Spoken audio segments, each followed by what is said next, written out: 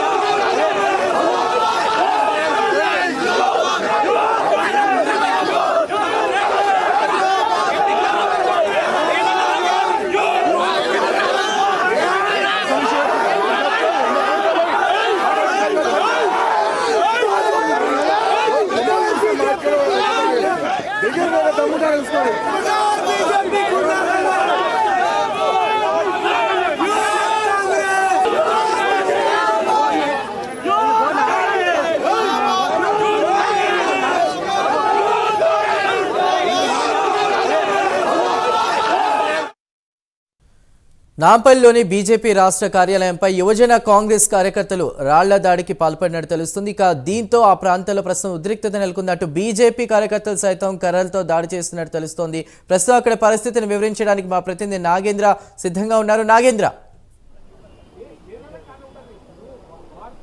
Thank you Chandu. Delhi కేంద్రంగా BJP మాజీ MP Ramesh Adhuri చేసినటువంటి అనుచిత వ్యాఖ్యలు ప్రస్తుతం తెలంగాణ రాష్ట్రంలో బీజేపీ వర్సెస్ కాంగ్రెస్ మధ్య మాటల యుద్ధమే కాదు, రాళ్ల దాడి సైతం కొనసాగుతున్నటువంటి పరిస్థితిని ప్రస్తుతం మనం చూడొచ్చు. ఎందుకంటే ప్రియాంక గాంధీ పైన బీజేపీ మాజీ ఎంపీ చేసినటువంటి వ్యాఖ్యలకి నిరసనగా కాంగ్రెస్కి సంబంధించినటువంటి యూత్ కాంగ్రెస్ అంతా కూడా పెద్ద ఎత్తున బీజేపీని ముట్టడించడమే కాదు రాళ్ల దాడి చేసినటువంటి పరిస్థితి ఉంది. ముఖ్యంగా ఈ రాళ్ల దాడిలో బీజేపీకి సంబంధించినటువంటి ఒక కార్యకర్తతో పాటు తీవ్ర గాయాలైనటువంటి పరిస్థితి అయితే కనబడుతుంది. ప్రస్తుతం మనం చూడొచ్చు, బీజేపీ రాష్ట్ర కార్యాలయం వద్ద ఇటుకలతో పాటు కోడిగుడ్లతో దాడి చేసినటువంటి విజువల్స్ అన్నిటిని కూడా మనం చూపించేటటువంటి ప్రయత్నం చేస్తున్నాం.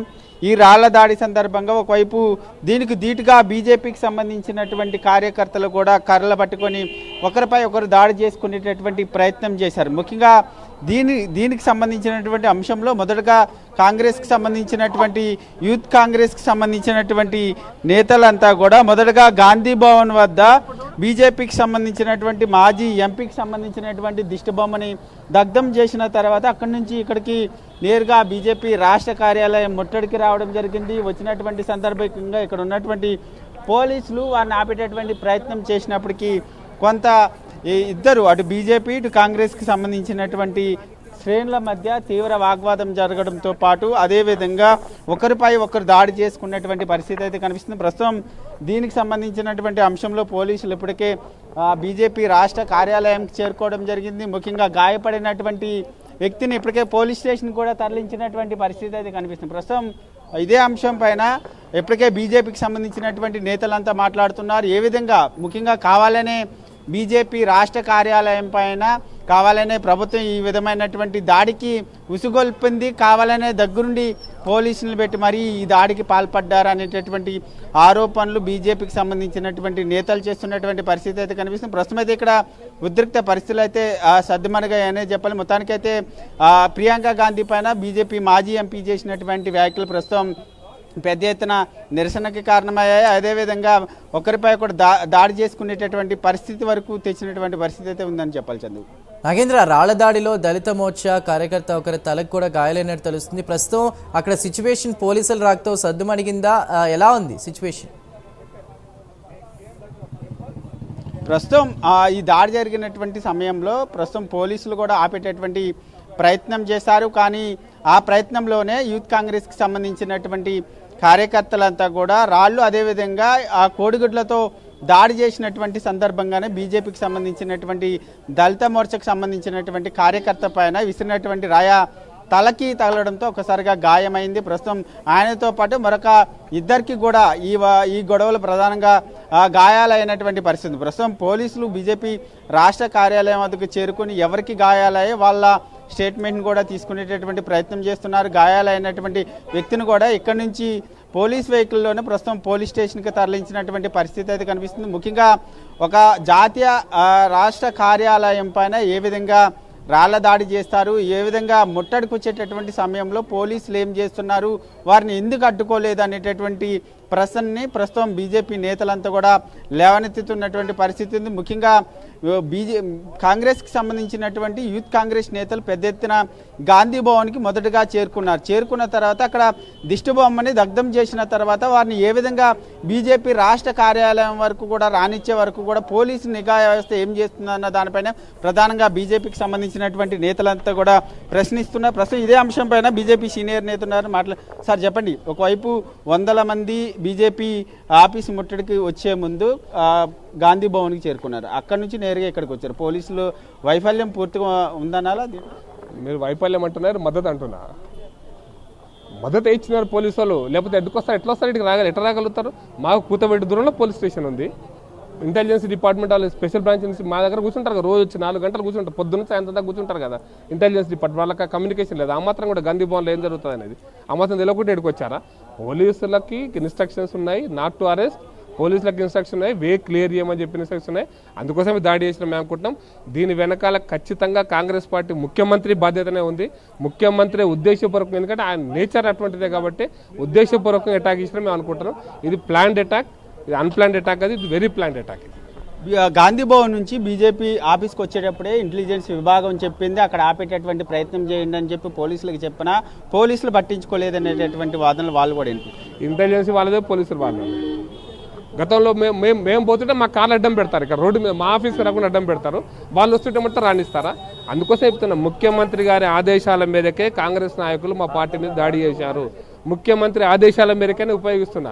శాంతి భద్రతలు కాపాడాల్సిన ముఖ్యమంత్రి, రాజ్యాంగం మీద ప్రమాణం చేసిన ముఖ్యమంత్రి, రాజ్యాంగ విలువలకు తిలోకాలు ఇచ్చి చట్టాన్ని చేతిలో తీసుకుని కాంగ్రెస్ పార్టీ నాయకులకు అవకాశం ఇచ్చి మా మీద దాడి చేసే ప్రయత్నం చేశారు. ఈ దాడిని మేము తీవ్రంగా ఖండిస్తున్నాం. మా ఆఫీస్కు గాంధీ భవన్ ఎంత దూరం, గాంధీ భవన్కు మా ఆఫీస్ వాళ్ళకి ఎంత దూరమో మాకు కూడా అంతే దూరం. ఇటువంటి అరాచకాలు మొదలు పెడితే దాని పర్యవసానం కాంగ్రెస్ పార్టీ ఎదుర్కోవాల్సి ఉంది. శాంతి భద్రతలు కాపాడాల్సిన బాధ్యత ముఖ్యమంత్రి ఉంచుకొని శాంతి భద్రతలను వయలేట్ చేయడానికి ఆయనే పురికొల్పడం అనేటువంటిది ఇది బాధాకరం, దురదృష్టకరం. ఇది అన్ని రాష్ట్రాల్లో ఇదే పరిస్థితి జరిగితే దాని పరిణామాలు ఎట్లుంటాయో వాళ్ళే ఆలోచించుకోవాలి. ప్రజలకి అండగా ఉండాల్సినటువంటి రెండు జాతీయ పార్టీల మధ్య ఈ విధమైనటువంటి వైరుధ్యం కొనసాగడం కరెక్టేనా? మేము ఎప్పుడు గాంధీ భవన్ పోలే, గాంధీ భవన్ మీద దాడి చేయలే, గాంధీ భవన్ దగ్గర కూడా పోలే. మేము ఎట్ ద మోస్ట్ మేము చేస్తే ఎప్పుడో ఒకసారి దిష్టి మొదలు పెట్టిన మా యువ మోర్చా నాయకులు తప్పిస్తే గాంధీ భవన్ మీద దాడి మేము ఖచ్చితంగా డిస్కరేజ్ చేస్తాం. మేము పార్టీ నాయకులు ఇక్కడ చాలా సందర్భాలు చెప్తాం, మనం గాంధీ భవన్కు పోవద్దు, మన పార్టీ ఆఫీస్ అది. మనం పోతే అవసరమైతే సెక్రటరియట్ పోతాం, దెబ్బలు తింటాం, లాఠీచార్జ్ అయితే కానివ్వండి. అక్కడ మేము సెక్రటరియట్ దగ్గర మేము ధర్నా చేస్తాం, ఎందుకంటే అది మా రైట్. సెక్రటరియట్ ప్రజల పక్షాన ప్రభుత్వాన్ని నిలదీసే హక్కు మాకు అక్కడ ఉంది కాబట్టి అక్కడ చేస్తాం ధర్నా, చేయొచ్చు కాక. కానీ గాంధీ భవన్ మేము ఎందుకు పోతాం? గాంధీ భవన్ వాళ్ళ ఆఫీస్, అది కాంగ్రెస్ పార్టీ ఆఫీస్. ప్రైవేట్ ఆఫీసుల మీద దాడి చేయడం అనేటువంటి సంస్కృతిని కాంగ్రెస్ పార్టీ ప్రోత్సహిస్తే దానికి వాళ్ళు కూడా అనుభవించాల్సిన రోజు వస్తుంది, తప్పకుండా గుర్తుపెట్టుకోవాలి. మరి ఢిల్లీ కేంద్రంగా మీ మాజీ ఎంపీ చేసినటువంటి వ్యాఖ్యలు మీరు సమర్థిస్తారా ప్రియాంక గాంధీ పైన? నేను ఎవరి వ్యాఖ్యలను, వ్యక్తిగత వ్యాఖ్యలను ఎవరు కూడా మనం సమర్థించొద్దండి. ఏ ఎంపీ మాట్లాడినా, ఏ మినిస్టర్ మాట్లాడినా, ఎవరు మాట్లాడినా ఆ వ్యాఖ్యలు ఎవరు మాట్లాడినా, ఎటువంటి వ్యక్తిగత వ్యాఖ్యలు మాట్లాడినా దాన్ని ఎవరు సమర్థించారు. కానీ వ్యక్తిగత వ్యాఖ్యలు మాట్లాడినంత మాత్రం ఆ వ్యక్తి మీద చర్య తీసుకోవాలి, ఆ వ్యక్తి మీద కంప్లైంట్ బుక్ చేయొచ్చు, ఆ వ్యక్తి మీద ఎటువంటి నిర్ణయాలను తీసుకోవచ్చు. కానీ ఆఫీస్ మీద దాడి చేయడం ఏంది? ఒక వ్యక్తి ఏదో కామెంట్ చేస్తే, ఒక వ్యక్తి ఢిల్లీలో కామెంట్ చేసిందంటే ఆ వ్యక్తిని మీరు ప్రజాక్షేత్రంలో తీసుకపోండి. ఆ వ్యక్తి మీద, ఒక పార్లమెంట్ సభ్యుడి మీద అంటున్నారు కదా, మీరు ఆరోపిస్తున్నారు కదా, పార్లమెంట్ సభ్యుడి మీద తీసుకపోండి. ఆఫీస్ మీద దాడి చేయడం ఏంది? లా అండ్ ఆర్డర్ని బ్రేక్ చేయడం ఏంది? శాంతి భద్రత భంగం చేయడం ఏంది? వాళ్ళు ఉన్న ప్రభుత్వంలో, వాళ్ళ ప్రభుత్వంలో శాంతి భద్రత భంగం చేయడం ఏంది? అందుకోసం ఎంపీ ఏమన్నాడో నాకు పూర్తిగా తెలియదు. అంటే అది తప్పుగా మాట్లాడితే, వ్యక్తిగతమైంది అయితే తప్పకుండా మీకు క్షమాపణ చెప్తాం. వ్యక్తిగతమైంది అయితే అదేదో మామూలు క్యాజువల్గా మాట్లాడితే అంతేందుకు ఆయన మాట్లాడుతుంటాడు రేవంత్ రెడ్డి. ఆయన ఢిల్లీ కేంద్రంగా ఎన్నికలు జరుగుతున్నాయి కాబట్టి దాంట్లో లబ్ధి పొందాలనే కారణంగానే ఆయన ఇటువంటి వ్యాఖ్యలు చేసిండు. అరే నేనేమంటానంటే, ఢిల్లీలో శతగాని దద్దమ్మలు నీ గాంధీ భవన్ ప్రభుత్వం ఉందని దాడి చేస్తున్నావా నువ్వు? చేతనైతే ఢిల్లీలో మాట్లాడు, నీ చేతనైతే ఢిల్లీలో మాట్లాడడానికి ఢిల్లీలో మా ఆఫీస్ మీకు రా. నీకు ఇక్కడ కూడా మేము మాకు ముందు పోలీసు వాళ్ళే కనుక తెలుసుంటే మేము అదే చేస్తుంటాం. పోలీసు వాళ్ళు సహకరించారు కాబట్టి నువ్వు దమ్ముందా నీకు? పోలీసు వాళ్ళు సహకరించకుండా నువ్వు చూసుకున్న యుద్ధ భూమి కంటే మేము కూడా రెడీ, అంటే యుద్ధం చేయడానికి సిద్ధమా? నువ్వు శాంతి భద్రతను కాపాడే పద్ధతి అదేనా? రెండు జాతీయ పార్టీలు ఒకరిపై ఒకరు దాడి చేసుకునే పరిస్థితి వస్తుంది. ప్రజలకు ఏం సంకేతాలు ఇస్తున్నారు? మేము శాంతియుతంగా ఉండాలనుకుంటున్నాం, చట్ట ప్రకారం చర్య తీసుకొని డిమాండ్ చేస్తున్నాం. మేము దాడి చేయలేం. మేము దాడి చేయాలనుకుంటే నువ్వు ఆగుతావా అని అడుగుతున్నా నేను. మేము దాడి చేయం. మేము శాంతియుతంగా రాజ్యాంగాన్ని పరిరక్షించే బాధ్యత తీసుకొని రాజ్యాంగంలో ఉన్నటువంటి చట్టాల ప్రకారం మేము మా యొక్క చర్యలు తీసుకుంటాం తప్ప. కాంగ్రెస్ కార్యకర్తలు వచ్చారు. ఇది మన మొత్తానికి చూసుకుంటే దీనికి సంబంధించినటువంటి అంశంలో ఈ సంఘటనకు సంబంధించి ఏమైనా ఉంటే ఢిల్లీ కేంద్రంగా తేల్చుకోవాలి. ఇక్కడ తెలంగాణ రాష్ట్రంలో కాంగ్రెస్ గవర్నమెంట్ ఉంది కాబట్టి దాన్ని అనువుగా చేసుకొని బీజేపీ రాష్ట్ర కార్యాలయం పైన ఈ విధంగా దాడికి తెగబడ్డారు. మేము కూడా దాడి చేయాలనుకుంటే దీనికి పదింతలు చేస్తామంటూ కూడా బీజేపీకి సంబంధించినటువంటి నేతలు చెప్తున్నటువంటి పరిస్థితి అయితే ఉంది. ప్రస్తుతం అయితే ఇక్కడ ఉద్రిక్త పరిస్థితులు అయితే లేవని చెప్పాలి. మొత్తానికి ప్రియాంక గాంధీ పైన మాజీ ఎంపీ చేసినటువంటి వ్యాఖ్యలు ప్రస్తుతం రెండు జాతీయ పార్టీల కార్యాలయాలపైన ప్రస్తుతం దాడులు చేసుకునే పరిస్థితి వరకు వచ్చాయని చెప్పాలి. నాగేంద్ర, అంటే కాంగ్రెస్ అంటే ఎలా సమర్థించుకుంటుంది? ఇప్పుడు ఏదైతే మాట్లాడారో చెప్తున్నారు, పోలీసులు కూడా మద్దతు పలికినట్లుంది దాడికి సంబంధించి కూడా. మరి కాంగ్రెస్ నెక్స్ట్ ఎలాంటి స్టెప్ తీసుకోబోతోంది? అంటే దాడి వాళ్లే చేశారు, మేము సైలెంట్గానే ఉన్నాం, మేము దాడి చేయాలనుకుంటే వేరేలా ఉంటుందని కూడా మాట్లాడారు కదా, ఎలా చూడాలి? ముఖ్యంగా చందు ఇక్కడ ఒకటి గతంలో కూడా అటు బీజేపీకి సంబంధించినటువంటి శ్రేణులు కానీ అదేవిధంగా గాంధీ భవన్ కాంగ్రెస్కి సంబంధించినటువంటి శ్రేణులు గతంలో కూడా కొన్ని అంశాలపైన రెండు రాష్ట్ర పార్టీ కార్యాలయాలకి ముట్టడికి వచ్చినటువంటి పరిస్థితులను కూడా చూసాం. కానీ ఈరోజు మాత్రం అది శృతి మించిందనే చెప్పాలి. ఎందుకంటే ప్రియాంక గాంధీ పైన బీజేపీ మాజీ ఎంపీ చేసినటువంటి వ్యాఖ్యలను చాలా సీరియస్గా తీసుకున్నారు. దాంట్లో భాగంగానే ప్రస్తుతం వారు దాదాపు 100 మంది వరకు బీజేపీ కాంగ్రెస్కి సంబంధించినటువంటి యూత్ కాంగ్రెస్ నేతలంతా కూడా బీజేపీ రాష్ట్ర కార్యాలయం వచ్చారు. వచ్చినటువంటి సందర్భంగానే ఒకరికొకరు తోసుకున్నటువంటి పరిస్థితి. ప్రస్తుతం ఈ సందర్భంగానే యూత్ కాంగ్రెస్కి సంబంధించినటువంటి నేతలు మొదటగా మా పైన రాళ్ల దాడి చేశారు, కోడిగుడ్లతో దాడి చేశారు. ఈ సందర్భంగా మా కార్యకర్తలు గాయపడ్డారు కాబట్టి మేము కూడా ఎదురు దాడి చేశామనేటటువంటి అంశాన్ని కొంతమంది బీజేపీ నేతలు చెప్తున్నటువంటి పరిస్థితి ఉంది. ముఖ్యంగా ఆయన ఢిల్లీ కేంద్రంగా వ్యాఖ్యలు చేసినప్పుడు ఢిల్లీ కేంద్రంగా కూడా మా బీజేపీ కార్యాలయం ఉంది, అక్కడ తేల్చుకోవాలి.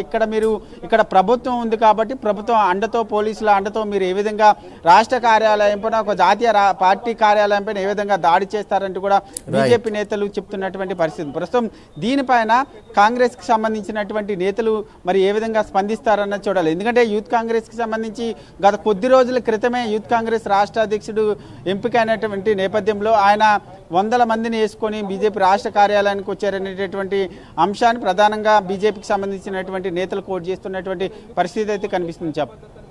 Right Nagendra, thank you.